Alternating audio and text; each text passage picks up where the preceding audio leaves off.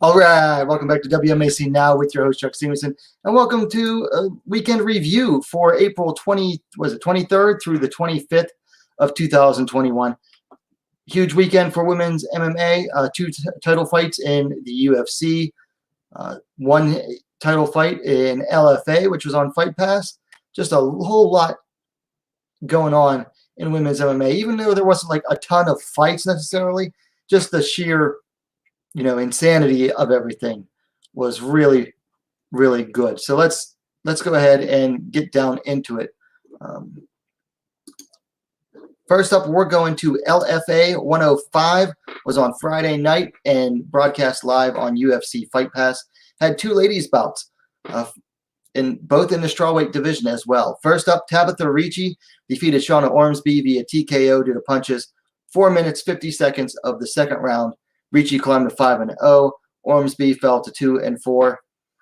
Not a whole lot to say about this one. I mean, I didn't really have much faith in poor Bam Bam Shauna Ormsby to pull it off, and it was proven right. I mean, Tabitha Ricci, LFA is just feeding her softball after softball after softball at this point. I mean, they've built her up to 5-0.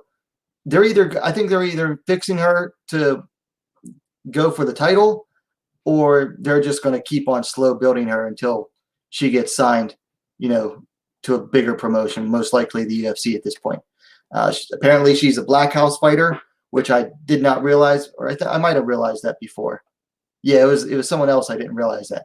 She's a Black House fighter. Black House is owned by Ed Suarez, president of LFA. So she's really generating from that same, favorite and push that, say, like the Evolve MMA fighters get over in one championship.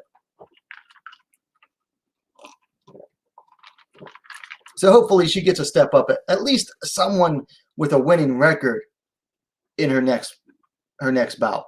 I mean, that'd be nice, someone with a winning record at least. Then in the main event, vacant strawweight title bout, Piera Rodriguez defeated Svetlana Gotzik via TKO due to ground and pound. Minute 15 seconds of the fifth round. Rodriguez climbed to 6-0. Gotzik fell to 13-5. I had picked Gotzik to win this one. Of course, I was wrong. I also didn't know that Rodriguez was a Black House fighter. And then I would have realized, that's why they're putting a fighter who's only 5-0 against someone who's 13-4. LFA's matchmakers know exactly what they're doing. This was still a good fight, though. Rodriguez dropped Gotzik dropped the first 2 rounds to Rodriguez pretty handily. Rodriguez was just, eating her up with the jab, keeping her on the outside, and lighting her up. I'm amazed Rodriguez was able to keep her gas tank going into the fourth round? Or the fifth round. Because she just throws everything with like full force. I'm amazed that she could keep the power up for that long. The way, just the heat she was throwing. But then I had Gotzik picking up the third and probably the fourth. They were really close though, so who knows? And then going into the fifth, Gotzik tried to take Rodriguez down. Rodriguez was able to reverse it, take the back, and just start landing ground and pounding to get to the win. Nice job there for Piera Rodriguez. Not a bad performance for Svetlana Gotzik. Looks like she's on her way back home to Ukraine. I know she was training at American Top Team. Hopefully that's like not just for this fight, and that she'll like come back and train with them in the future, because I think they could do a lot to help her improve. So that was it for LFA. Now on Saturday afternoon in the U.S. was KSW 60, had one bout also in the strawweight division. Karolina Wojcik defeated Alexandra Rolla via unanimous decision. After 3 rounds, Wojcik climbed to 8-2. That's her on the right-hand side there, and Rolla on the left fell to 3-2. Not really surprised by this big size difference. Rolla was a much taller fighter, but Wojcik was able to, I imagine she got in Rolla's face and grounded out. I haven't been able to watch this fight yet. I really was not about to pay the full price for KSW 60 just to watch this one fight. So hopefully it becomes available eventually. I'd like to watch it. But as I said on Thursday night, if you haven't seen a Karolina Wojcik fight, go check out some of her fights on YouTube. Look them up. She's a little firecracker. Then we moved into the main thing everyone was here for on Saturday night, UFC 261. First up at strawweight, Ariana Conalosi defeated Na Lian via TKO due to ground and pound from guard. Minute and 28 seconds of the second round. Conalosi climbed to 13-2. Lian fell to 15-5. Conalosi got the win here, but I'll tell you what, I am much more interested in the future of Lian Na. I just think that she has already shown more growth from what I've seen than what I've seen out of Conalosi. I mean, she came in there and just dropped Conalosi early in the first round. Conalosi, of course, was able to recover. And, Lian was like dead tired by the end of the first. Don't know if she just ran out of gas, if it was an adrenaline dump, maybe a combination of the factors. She was taking some hard shots at the end of the first and then got taken down again in the second and just ate more ground and pound. Kind of an iffy stoppage, but I'm not upset about it because I think nothing would have changed in the result. So, yeah, like I said, Conalosi, I'm more excited about what the future brings for Na Lian.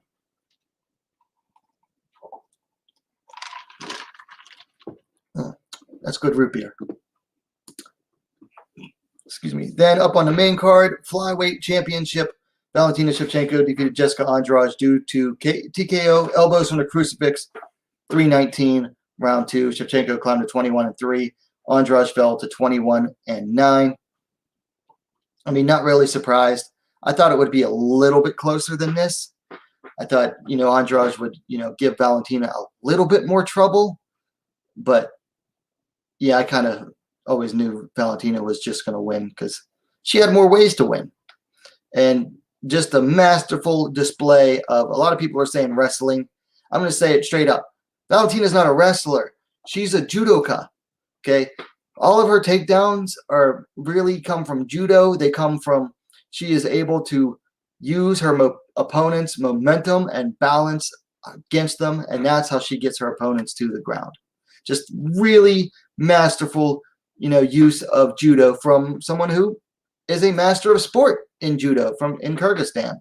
So if you're not familiar with what master of sport means, it's a holdover from the Soviet Union days, and that's how they awarded sports participants with these titles. And then in the co-main event, or what was for me my main event, Rose Namajunas defeated Wei Li Zhang due to TKO, or really knockout via head kick, minute 18 seconds of the first round. Namajunas climbs to 10-4. Zhang fell to 21-2. Of course, Namajunas now the champion again. First female fighter in UFC history to lose and then regain a championship. I thought she was the first female in MMA, period. But then I remembered today that Ayaka Hamasaki had just regained the Rise Super Atomweight title like 2 months ago. So still an outstanding feat by itself. Definitely did not see that finish coming.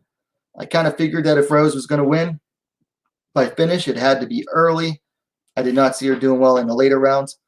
Just did really well. Zhang was doing good work with the low kicks, attacking Rose's lead leg early. I mean, barely a minute into the fight, and Rose's lead leg was already bruised.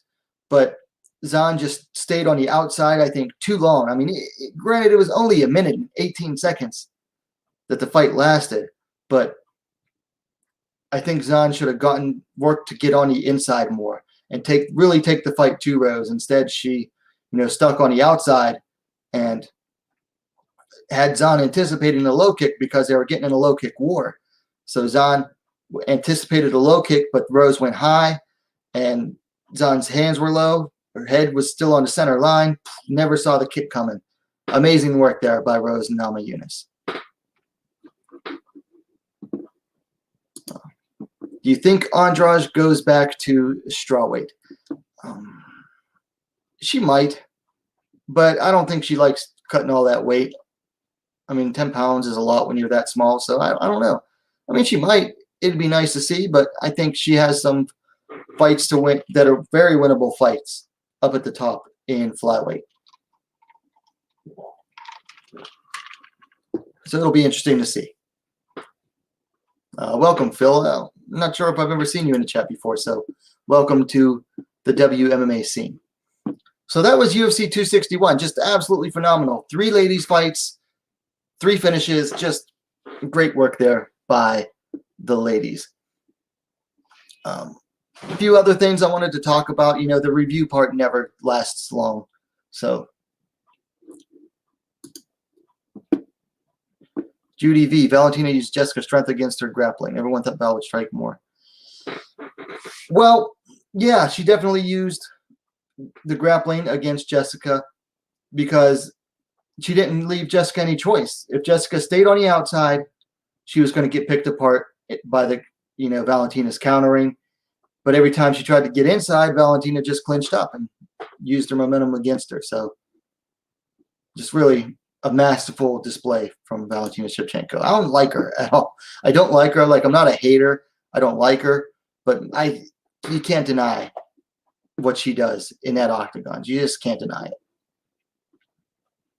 it. Just really good weekend overall for the ladies. I mean, out of 6 fights that I covered for this weekend, 5 of them ended in finish. 2 in the first round, 2 more in the second round, and 1 in the 5th, 1 in the championship round. I mean, that's a really good weekend for the women's divisions. The ladies really showed what they're capable of this weekend. I'm looking forward to seeing the future for all of these ladies, both the winners and the losers. I mean, not just UFC 261 either. I mean, like all the ladies from all the fights. So didn't want to spend too much time on the review here. A couple of things I wanted to talk about. Let's see.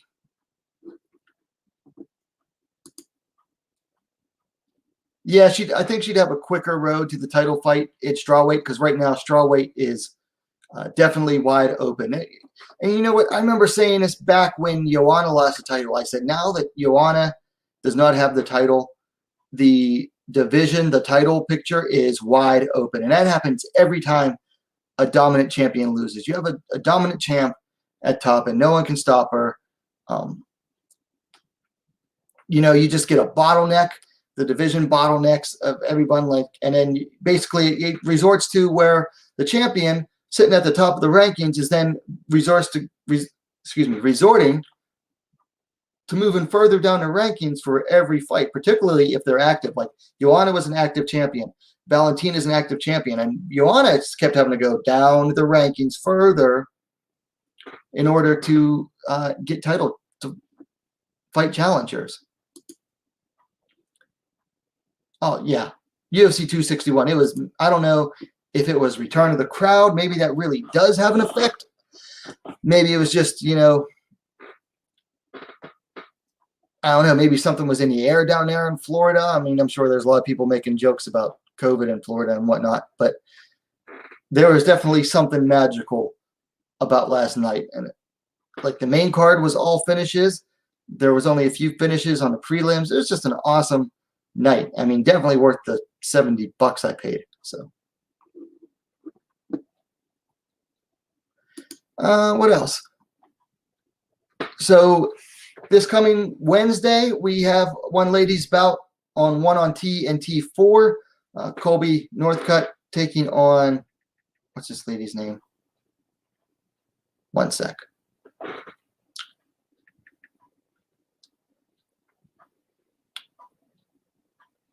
One on TNT4. There we go. Colby Northcutt taking on Courtney Martin. Martin making her pro debut. Northcutt is 1-1. She only 1-1? I thought she was 2-1. Nope, Northcutt is 1-1 as a pro. Martin taking this fight on, you know, relatively short notice. Northcutt's original opponent, Savannah M, dislocated her shoulder in training. Hope she gets well and is able to recover. But this will be on the lead card, which is their prelims card. Should be available on the BR Live YouTube channel or the BR Live app if you want to watch it. I know the main card is on TNT, at least in the US. But this is the card opener. There's also a women's Muay Thai fight. Jackie Buntan taking on Ekaterina Vanderieva. That should be another really good ladies Muay Thai bout. Should it be at least as good as the Janet Todd versus, well, whoever Janet Todd knocked out. Should be at least as good as that fight. So definitely want to check that one out as well. I saw this from Itsuki Harada. She's looking for sponsors for her upcoming fight. And I don't know if it'll be Harada or another fighter, but I'm seriously considering sponsoring a fighter for the first time, trying to get my little WMAC Now logo on someone's clothing. Just something like I've been thinking about for a long time. And I think the One Empower event is just that huge that if I can, get my name and logo out there, then I can advertise it and everything. That I'm sponsoring that fighter. I think it'd be a lot of fun. Really considering this, I also reached out to a different fighter besides Harada and hoping to hear back from her sometime, in the coming week. But I think it'll be really exciting to sponsor a fighter for once.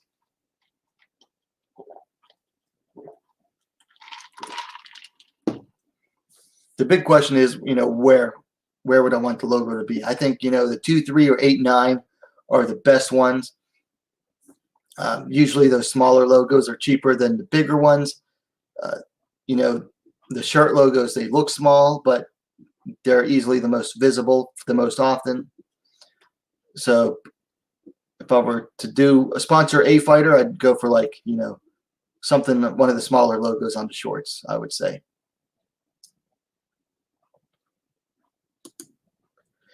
I mentioned this last night during the live, my quick reaction, but Deep Jules 33 was supposed to go down next week. Unfortunately, it got pushed back all the way to June 20th. Tokyo, I guess, is doing a state of emergency because of COVID. Sucks. I mean, all ladies events don't come around that often, but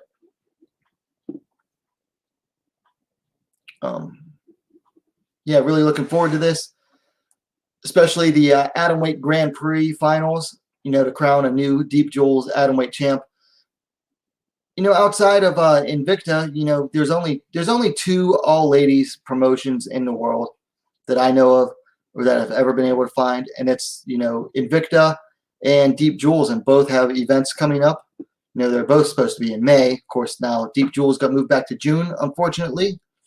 And, big atomweight fights happening in both of them because you got the Atomweight Grand Prix final here. 4 ladies going in. 2 ladies are going to have to win 2 fights, or 1 lady's going to have to win 2 fights to claim the Grand Prix type championship and, the Deep Jules vacant Atomweight championship. And speaking of atomweights, then we have Invicta on the 21st, May 21st. Has the Atomweight Championship between Alicia Zapatel and Jessica Del Boni. And then the Flyweight Championship headlining between Karina Rodriguez and Diana Torquato. So Invicta is back. I'm really excited, really looking forward to having Invicta back. They've been on hiatus since November or December. They got a new TV deal worked out. Should be really exciting. Apparently, they are going to be having twice as many events as they ever have. But I'll tell you what, this is a really good first event back. Title fight double headliner. You don't see that too often with Invicta. So we'll have to see. And looking forward to seeing how Zapatella does in her first title defense. Del Boni's only fought at atomweight once before, but she was really good at atomweight and very strong. So looking forward to that. That's May 21st. And there's some other really good fights on that card too. But the big one coming in May is one championship and power. You know, they're having their first round of their atomweight Grand Prix, which is their atom weight is 115 pounds, so it's basically straw weight. But this title or this tournament, I can't get excited enough about this. So if you see me talking about it a lot more, don't be surprised. I mean, it's just that worth it. And honestly, like May, looking at the rest of the UFC and Bellator cards for May, there's not really a whole lot exciting going on. So now is definitely the time when I'm going to be pushing more like the smaller shows, the lesser covered shows and events. Just because, you know, they need that coverage. These smaller shows and events, which one is not a small show, but like Invicta, Deep Jewels, and stuff like that, stuff that doesn't get as much coverage as the UFC and Bellator. That's what I like to cover that. And I think the ladies deserve it. And especially this one. This is the first ever all-ladies event to be staged by a major MMA promotion. I mean, when I say major, I'm talking like a big-time promotion that promotes, you know, men and women. And this is the first ever all-ladies event. So one championship is really breaking ground with this one. I mean, plus all of these matchups are really, really good. And I see all of them as a toss-up. I mean, everyone's saying picking Harm early to win the entire thing. I am the biggest Harm fan around. I mean, I've watched her since her debut back in 2007, and I followed her entire career. This is not a sure thing for her. Okay, this is not a sure thing. Denise Zambawanga is legit dangerous, and she has beaten, you know, fighters with more experience than her before. She has won some upsets before. So this is not a sure thing for Hum. Rasuhina and Stamp was really close last time, and Rasuhina got that submission at the end. You know, it was not as far I thought, you know, the scoring wasn't quite as close as the commentators were making it out to seem. Of course, you know, they wanted Stamp to win. She's the promotion's favorite. But I thought this was a lot closer than they were making it out to be. And I think the rematch is going to be really close as well. And then you have the complete mystery here. Harada versus Anderson. You know, Harada is one of the least experienced fighters in the tournament. Has looked really good so far, but we've never seen her against high-level competition. And then you have Elise Anderson, who hasn't fought in like almost 2 years, and she's good. I mean, I've seen her fight. She's good, but with that long layoff, we don't know what we're going to see out of her. Plus, now she has just become like a full-time MMA fighter. She moved to Miami to train at MMA Masters. So she's training full-time now, no more part-time this and full-time job outside of fighting. You know, she's really putting some heavy work into this. So it's a mystery what she's going to look like. And then Mumbo versus Fogat. I think this is relatively one-sided here, but again, you just don't know. I mean, Mumbo, there are some questions about her ground game, and Fogat's a legit wrestler. I mean, Commonwealth Games champion. I don't think any of her takedowns have been stopped in one championship so far. Now, of course, for her, this is her first real step up in MMA competition. So we just don't know how she's going to look against someone like Mumbo. So for me, almost all four of these, you could almost say, are toss-ups. Let Invicta's come back. Yeah, Half Pint's definitely a fan favorite. I've kind of soured on her just watching her last few fights. I mean, she's legit. Her wrestling's good. I just find her fighting style to be a little boring than I used to see it as. Rooting for Stamp in the Grand Prix. She's definitely one of the fan favorites. in the comments I get every time I talk about it, Stamp, Denise, and Itsuki by far get the most people commenting about them and talking about them. And, you know, Stamp and Itsuki by far have the most people picking them to win from what I've seen so far. So they are definitely big-time fan favorites. And Judy's looking forward to Invicta and One Ladies events as well. But don't sleep on Deep Jewels, Judy. I'm really disappointed, especially with the Deep Jewels event, because it got pushed back to its own time and day in June, and now it's going to be happening like early in the morning on a Sunday, whereas it was like late in the evening on a Wednesday before. So it was more watchable, relatively more watchable in the U.S. when it was on May 5th. At June 20th, it's like you got to get up early in the morning after watching a UFC event to watch it. It's going to be harder to get people up for that. But definitely planning on doing a companion stream for when this happens. Most likely going to do a companion, a live fight companion for One Empower.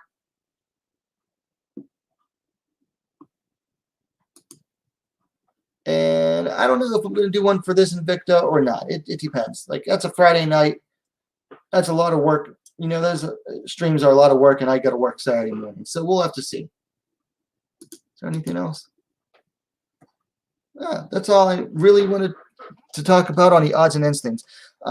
Before I go, I want to do some talking about, you know,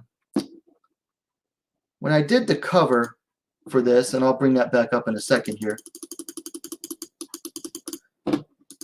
You know, I titled this "Bring on the Haters," because there have just been a lot of hate going around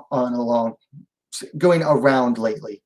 A lot of hate towards certain fighters, a lot of hate towards their camps and people around them over like silly stuff too, like relatively inane stuff.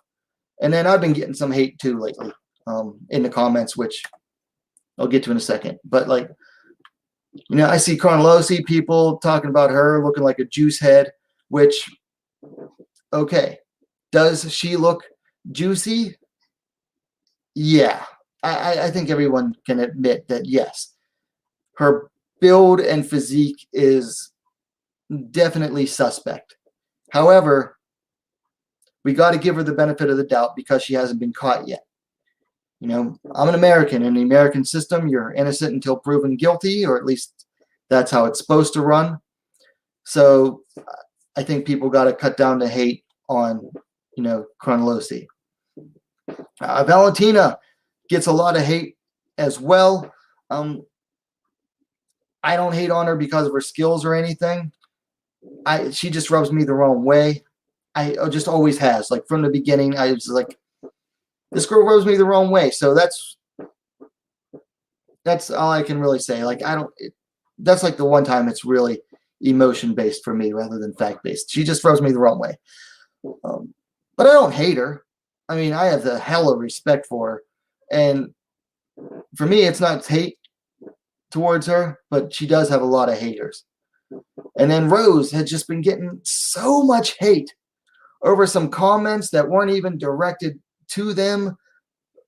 The hate has been coming from people largely over the comments that she was giving to Lithuanian media that wasn't even directed towards American audience. And just like so many people just turned on her over this. And it's like, for me, I thought it was like silly to get that angry at her over that. Like, I've never been a big fan of Rose, but at least like for me, and I've said this before, you know, when my dislike for Rose comes from her being like wishy-washy about fighting. I mean, for me, this isn't a sport for like people to really question themselves. Like, if you're going to question yourself, then you need to go elsewhere before you get hurt. And then also because she's inactive all the time. When she's not hurt, then she's waffling on whether or not she wants to fight. So for me, it wasn't about anything like, oh, this fighter said this in an interview, so I don't like them. I don't watch many fighter interviews. I rarely read them. I just look elsewhere for stuff like that.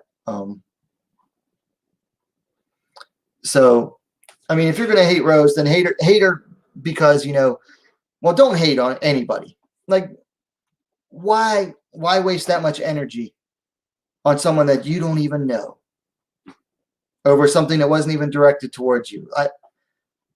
I certainly don't have the energy to hate. I'm spending my energy too much elsewhere to worry about hating on other people anymore.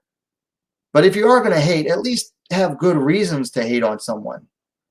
Like I said, her inactivity, not a big fan. The waffling, not a big fan. I mean, those I think are reasonable, not because, oh, she said this and blah, blah, blah, blah, blah. It's like, okay. So yeah, cool it on hating fighters if you're the type to hate on fighters and you're watching this. As for me, I've been getting hate in the comments. I swear, I think there are some people like they'll watch, they'll never say anything in the comments, but then like if they catch me saying like they're just waiting for a moment, I think, for me to slip and give them an in, and then they're just like in the comments. Like, let me read some. Welcome to Leon Salas or Elion Salas, and welcome to KF79 Perez. Welcome to the scene. Welcome to the chat. Here, let me pull up some of these comments I'm getting. Or here's an example, and I won't say anyone's name. This person, and I'm going to get onto his first topic and his first thing in a second, but he said, I am so depressed over Whaley losing like she did. I guess being a scumbag wins. Like, that's just some haterade right there towards Rose. And her winning had nothing to do with what she said in an interview. She won because she was the better fighter. She won because she had the better game plan. She had the right skills to beat Zhang, and she knew Zhang's weaknesses and exploited them. Had nothing to do with being a scumbag, as it were. Okay? Rose won because she was the better fighter last night. Might just be the better fighter on any night. We'll have to see. What are some other hating comments? Oh. This one was made today on an old video where I said that the UFC should book Yan Xiaonan to fight Zhang instead of Rose. And said, me watching this bald egg trash Rose after UFC 261 with a smile. Rose not only stole career, I guess he means career, from Wei Li, but also from you. Haha. I have no idea what he was saying in the second sentence. I choose to shave my head, so you're not really getting at me on that one. And in this one, I've never seen this guy before. It's depressing to never see discussions on his channel. Whenever I want to engage other WMA fans, I have to go to other channels. No, you don't. There's conversation going on in chat right here. Those guys are creative. They provide subscribers with thought-provoking content that makes people think and want to engage, comment. I provide content on a weekly basis. I have a whole playlist of discussion topics. Jack Mason, I've never seen you in any of my previous videos commenting, or I've never seen you in the live streams chatting. I don't want to hear it. You never have said anything, had anything to say before. They even get donations. So do I. The guys you criticize are doing something right, bro. It looks bad to see you criticizing the things they decide to talk about when they get dozens to hundreds of comments on their videos. Post blah, blah, blah, blah, blah. Your channel engagement is far blah, blah, blah, blah, blah. And that was to a community post where I said, beautiful win for Rose. Now to see the reaction from the haters and the Zhang nut riders, nothing but respect from me. I didn't even specifically talk about anyone, but I gave this guy an opening. Haters going to hate. I wasn't even hating on anyone. I just said I wanted to see what the Rose haters had to say and the Zhang Nut Riders. We've all seen it. So here's my message to my haters. Keep it coming. Because you know why? If you're commenting and you're hating, it means you're watching the video. So please keep watching. Thanks for watching. And I hope you subscribe as well. That's my message to my haters. And also, if you're going to complain that nobody's saying anything, guess what? Conversations have to start somewhere. Leave a comment. I'll reply. I reply to almost every comment left on my videos. That's a conversation right there. And guess what? If you leave a comment, maybe someone else will reply as well. And there's a chat right over here on my right. So there's always conversations going on in the chat. Let's talk about, let's see, better dead than red. She explained what you meant. Yeah, she did. Murphy Calderwood, your thoughts. Murphy. That's going to be a good one. That's going to be, I think that'll be a close fight. Very close fight.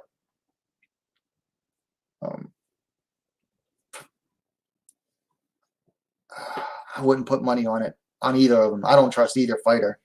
I never trust Joanne Calderwood to win the fights that she should win. I certainly don't trust her to win fights that are going to be really close. Just joined. Hello all. Hello, Perez. Phil, some people are just toxic and thrive on pushing buttons. Yeah. And honestly, that's why I try not to let it bother me too much. Because you know what? These people are hiding behind fake names and no pictures. So those are the ones that always hate. It's funny. And it's easy to do stuff when you're hiding behind anonymity and not being the one out there pushing content. Better dead than red was her comment. She explained what she meant. Don't think she said. I don't think she said it either. Some people definitely do. Some people even called Rose like satanic for her comments. I saw that somewhere. I was like, wow. Just really going nuts over it. Better dead than red is one of my personal slogans. I hate communism with every ounce of my being. And or Marxism especially. Like, I don't mean to get political in this vid, but Marxism is just evil. Nice one, a C-shirt. Thank you. So one has reached out to a lot of I actually got this one for free, but I do have some other shirts from one championship that I bought for myself. And I actually like them better. Like this one's like real basic. Just says one. Might say something on the back too. I can't remember. Do you think Gillian Robertson and Jessica I are under the risk of getting cut next? Let me look up their records real quick.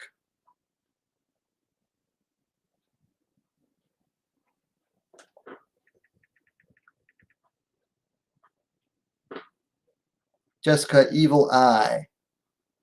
So she is on a 2-fight skid. Lost 3 of her last 4. And where is she in the rankings?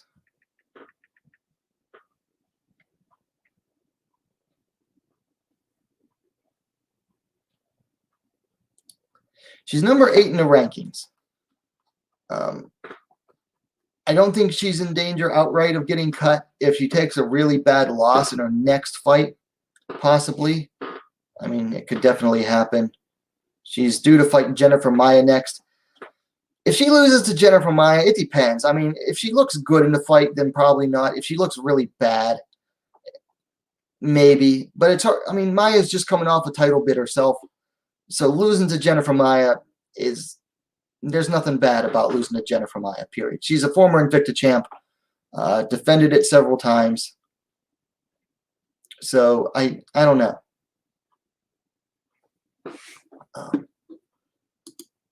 As far as Gillian Robertson, she is unranked.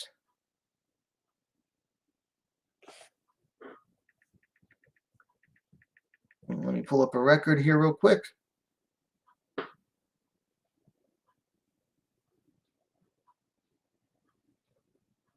So she is on a 2-fight skid.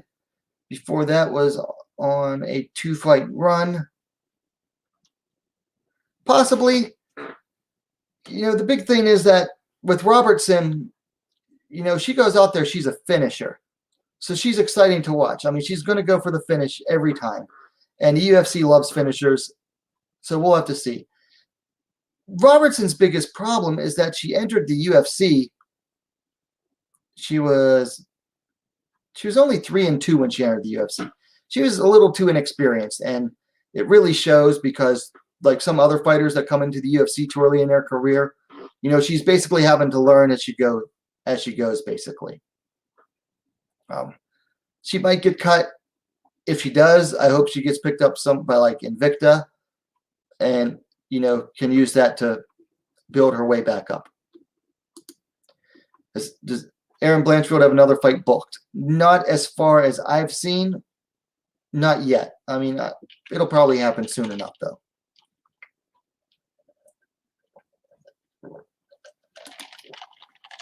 Can we talk about female 1FC fighters? Yes. I'll get back to that in a second. Juliana struggles against submissions normally. Is she already doomed? Yeah.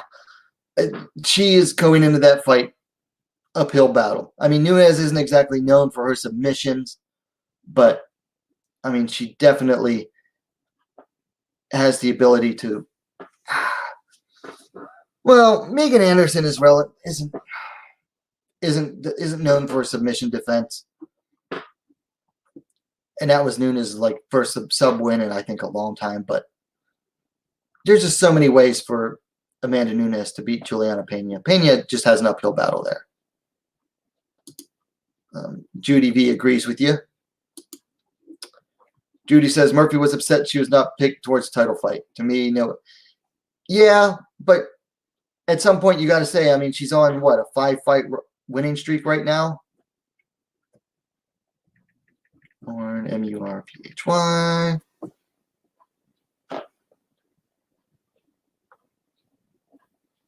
She's on a 4-fight winning streak. I think that's the longest in the division outside the champ. And I mean, she was supposed to fight Cynthia Calvillo. Calvillo pulled out because of COVID or whatever, and had to fight Chakarova. That didn't help her, having to fight a late replacement like that. But I mean, she has wins over Barella, Andrea Lee, Roxanne, and then Chakarova. Who else is getting wins the way she is? I mean, or as many as she has. I mean, and they got to have Valentina fight someone. So, I mean, it's hard. I can understand her point. Perez, can we talk about one FC fighter? So, which ones did you want to talk about? We have the Colby Northcutt and I believe this girl's name is Murphy fight coming up this Thursday or Wednesday night. I don't really know what to say too much about this fight. I don't know anything about Courtney Martin. Her name is Martin. I've seen Colby Northcutt fight once. I wasn't too impressed because it was the Putri Padme fight, and she was just so much bigger than Putri Padme. I'm much more looking forward to the ladies' Muay Thai bout on Wednesday night.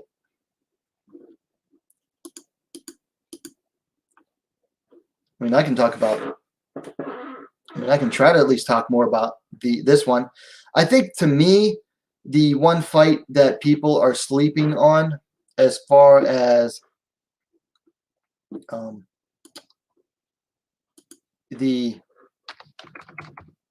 this event, which I don't think right now so far that event, the one in Power, has the tournament quarterfinals and the title bout at the Edge. There might be another bout coming up for that, being announced for that event. We don't know yet. It's still a month away.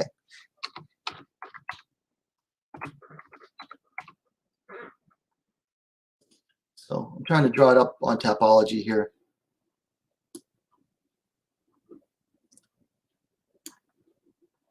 There we go. To me, I think the bout that everybody is sleeping on right now is the title fight, the main event, Zhang versus Niccolini. Like the tournament quarterfinals are getting like all the talk right now. This is going to be a good fight. Now, Niccolini, she's coming off a long layoff, a year and 8 months ago, but she is a legit threat on the ground. And you know, what is the one time we've seen Sion Jinan lose? On the ground. And Niccolini is like a legit submission threat and BJJ expert, like black belt. I mean, she is a legit threat to Sion. But then again, Sion Jinan, she's one of the hardest hitting ladies in one championship. And she hits you, she's going to hurt you. So if Niccolini eats one of those punches flush, she could be in for a rough night. A rough night.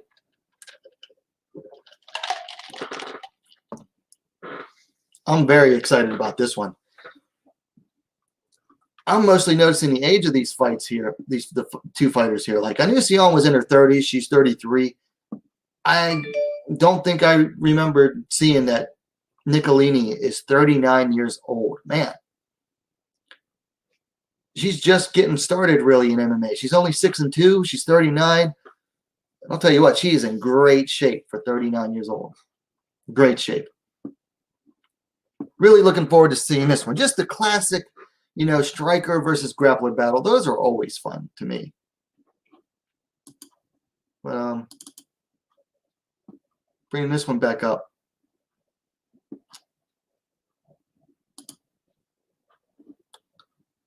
Oh, Janet Todd. So, yeah, did you catch Janet's fight on one on TNT? It was really good. What the heck?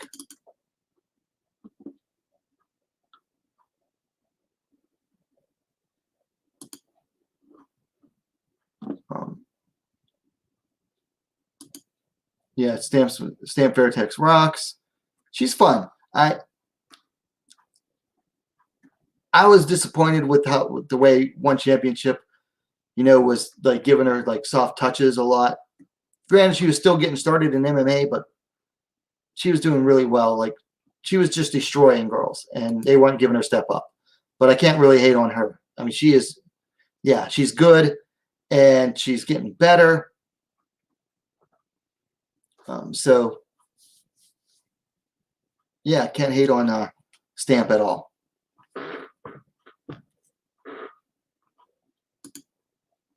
I put a stamp on Stamp. I actually made a meme about that once. I said, like, you've seen, you know, like the whole Elf on a Shelf memes. You've seen Elf on a Shelf. Get ready for, and it was, I did a Photoshop of Stamp Fairtex's face onto a postage stamp. And people are like, fighter on a stamp? I said, stamp on a stamp. I'm surprised it didn't go over better. I thought it was cute and funny.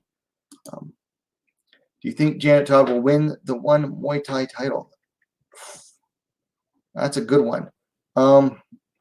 So the current champion, Alicia Rodriguez, is out pregnant.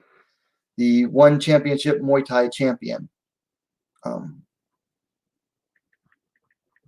So I think they're going to end up doing an interim championship, probably between her, Janet Todd, and the winner of the fight coming up this Wednesday.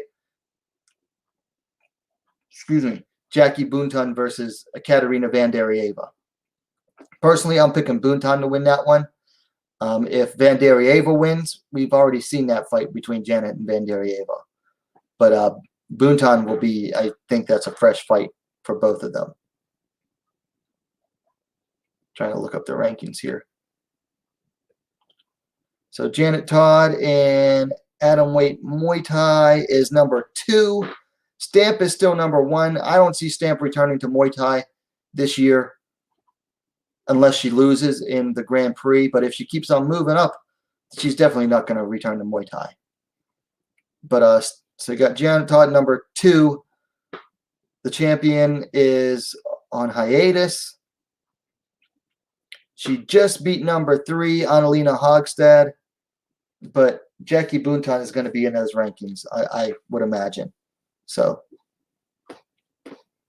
I mean, didn't she just beat? Let me see.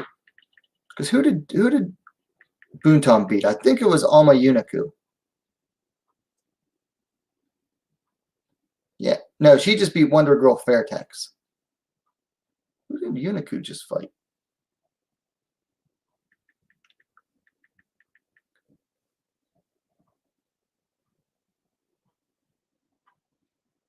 Oh. It was Janet Todd that just fought Alma Uniku. So, yeah, I don't see, other than Jackie Buntan, I don't see anyone getting in the way of JT's shot at least an interim Muay Thai title. Right now, Janet is not up against anyone, so she just beat Alma Uniku on 319. That was one on TNT 1, I think, or 2. And now she's not up against anyone. But yeah, this week is Jackie Buntan versus Vandarieva. Janet destroyed her last opponent. She did very well against a much younger and faster fighter. That's for sure, Alma Uniku. Alicia Rodriguez, hopefully, she's pregnant, man. She might not be back for a while. Yeah, she's preggers. I'll tell you what I'm interested in seeing, though, as far as one championship goes, is what are they doing with the rest of the ladies while this Grand Prix is going on? Like, we know Chatri said they have like 4 different ladies planned to be alternates for the tournament. He said Vivi May, Yamaguchi, and Gian Radzuan. Couldn't remember the other 2. So it'll be interesting to see who those other 2 will be.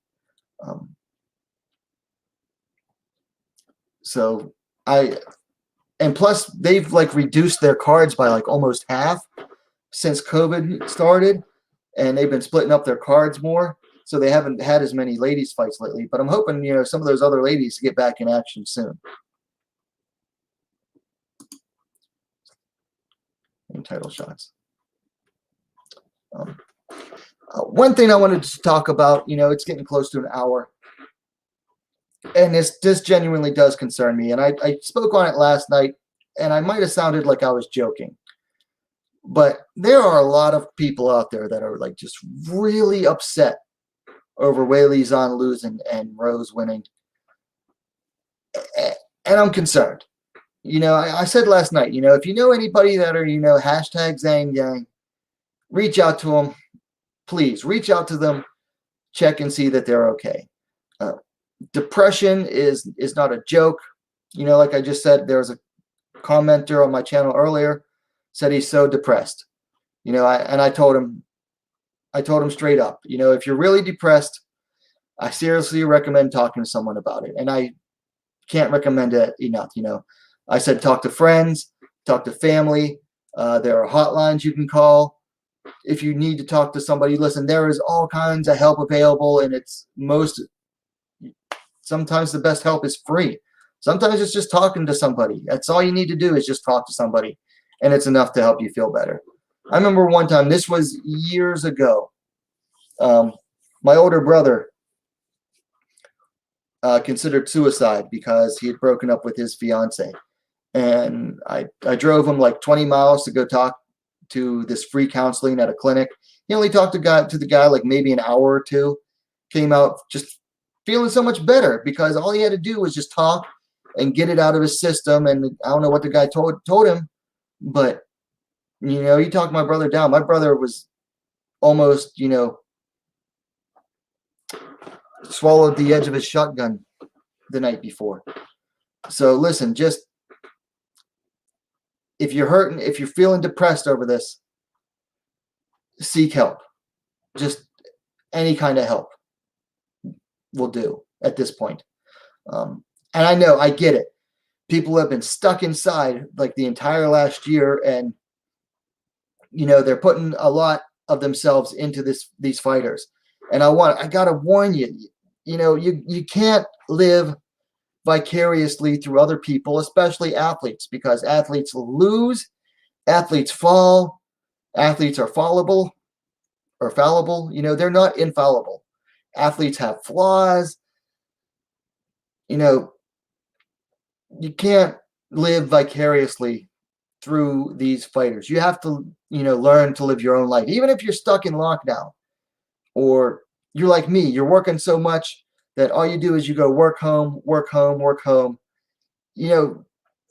I poured myself into this a lot. This is my main hobby, but I still have other hobbies.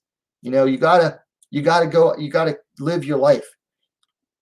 You gotta find ways to keep living your life. You can't live vicariously through these athletes. It never works out. Like I have fighters that I am like huge fans of, and when they lose, I get disappointed, but I never really get depressed over it. Like even like Sahi Ham over there. She's my favorite female fighter, period. Like I said, I've been following her since day one. But I'm ready. I'm okay if she loses this Grand Prix, if she doesn't win in a Grand Prix. I mean, she's been there and done everything she can do as an atomweight in MMA. I mean, she has nothing left to prove to anyone. So if she loses, I'm okay with it, because I don't live vicariously through these fighters. You just can't live through other people. You have to live your own life. You got to find hobbies. I like to read. I love to read about history. I also like to read like fantasy novels, which is kind of weird. But yeah, I love to read. I watch MMA. I play pool. I'm in a pool league. I do all kinds of different stuff, and it keeps me grounded because I'm not pouring too much of myself into any one thing. You just gotta, keep going and not put too much of yourself into any one thing other than your job, your career. And like, if you can pour yourself into your career and advance yourself, then that's a good thing. So yeah, I just wanted to, let people know that if you need help, there's help out there. I tell people all the time, DM me on Twitter or at NowWMMA. You can, if you need someone to talk to me. I'll talk you out of it, or I'll talk you down. I won't, crap all over you. DM me on Twitter at NowWMMA. It's right there on the screen there, at NowWMMA. DM me on Twitter or at LETO1776 on Instagram. DM me there. I'll talk to you if you're feeling that down. Helps out there. So just please stop living vicariously through fighters. But if you really are feeling depressed over a fighter losing, then just talk to someone. Yeah, I mean, I won't say that I sympathize. I guess I empathize a little bit. I mean, they have my sympathies to an extent, but, like I said, you got to live your own life. You can't live through other people. Yeah, it was messed up, but, I mean, they booed Usman, too, because he's not Florida, whereas they cheered for Jorge because he's from Florida. Asian hate. I don't think it was Asian hate. I don't think it was Asian hate. I think it was Rose is an American girl. They're cheering for their American over someone who's not American. I mean, that happens all the time in sports. Guess what? People cheer for the hometown. You go to any real sport, guess what? The away team is going to get booed. Zhang was the away team last night. Usman was the away team last night. Away teams get booed. Lots of truth on this stream. Well, thank you. But yeah, I don't think it was about Asian hate. I think No, I don't think that at all. And I don't think it had anything to do with Rose's comments. First of all, vast majority of that crowd last night was made up of casual fans. Casual fans go to the events far more than hardcore fans do. Okay? And casuals aren't watching Rose Namajunas talk to a Lithuanian press member. They're just not.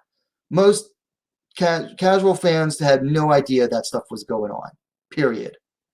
It only gets traction among like the hardcore fans. And if you really knew what was going on, then you can qualify yourself as a hardcore fan. Definitely.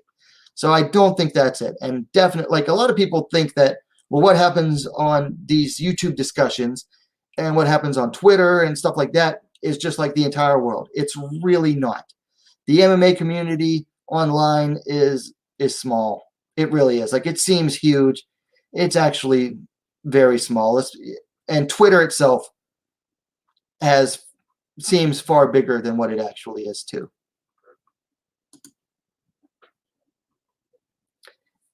Yeah. So betting is another matter entirely. I don't gamble. I don't bet on fighters. No, I just don't. And you can't be betting too much money. You got to remember, this is a fight. Any fight, really. Like we can say, well, there's long odds on this person winning. The other person is a huge favorite, so I'm going to bet. You got to remember, though, this is MMA. Anything can happen. Chris Weidman's leg snapped in half. Nobody saw that coming last night. So nothing is a sure thing in this sport. And also, when it comes to gambling, never gamble anything that you can't afford to lose. I mean, some people say, well, that's not gambling. The thrill comes from, yeah, okay, but then you can't get upset when you lose all that money.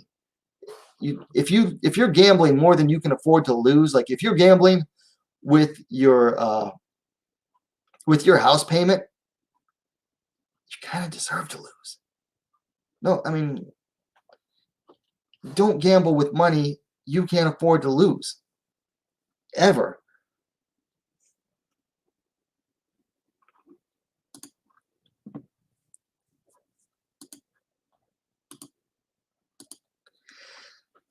I think the media makes a bigger deal of it than what is actually happening. They're largely scattered incidents going on. But yeah, Asian hate is a thing. It exists. Guess what? Hate everywhere exists. I'm not trying to downplay Asian hate at all, but hate exists everywhere. I mean, a lot of people don't realize that there's always tensions going on. There's always issues going on. It's just a way of life right now. And when you got the internet having everyone at each other's throats, it certainly does not help.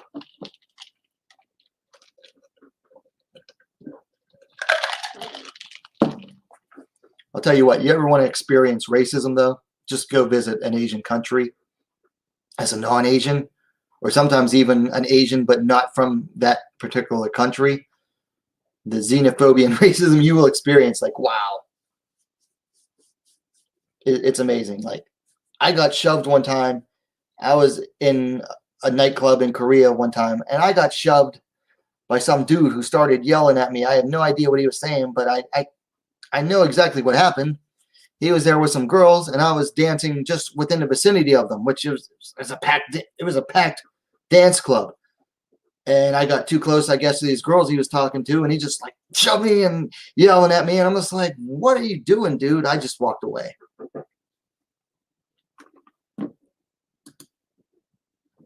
I like Ritu Fogat's chances in tournament. Her wrestling is sick.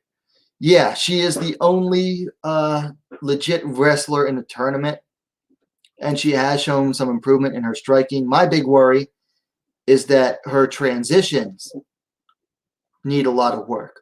Like her last fight, she was doing good in the striking, and then she completely stopped striking and went in for a takedown naked. So that could be really bad for her against some of the better strikers, including Mungbo, who hits hard. So that's a good one. Cody has my pick, but Stamp is good. So anyway, I went over an hour. I didn't even think I'd be able to talk for that long. Like I know, and I might get some flack for this one. Like, I'm not one of those people that can just like have a live stream like multiple times a week. I do Sunday night, or I try to do Sunday night, and I try to stick to my regular Thursday night. I just don't have, the gift of gab, the art of BS. I can't talk about the same stuff just over and over and over again and drag it out. So I also try to keep things, distinct and, save myself and you time. But that's really all I wanted to talk about tonight. I mean, actually got a lot more talked about than I thought I would. But the big main points I wanted to get across was, the reviews. Talk about haters, cut it out with the hate. And then, depression and living vicariously through fighters. So those were the 3 big points I wanted to get across tonight. But I'm getting tired.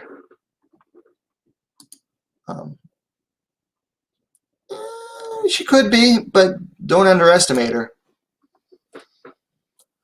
So yeah, I'm getting tired. I'm going to head off to bed. I got an early start. I got to start at like 5:30 a.m. tomorrow. So thank you to everyone who watched and everyone in the chat. Hopefully you're all hitting that like button.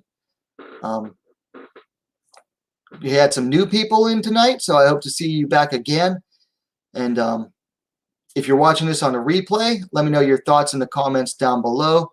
Of course, hit that like button if you liked the video. And if you haven't yet, what are you waiting for? Subscribe to WMMAC Now, the most complete women's mixed martial arts dedicated platform on YouTube. Thanks for watching. We'll see you next time.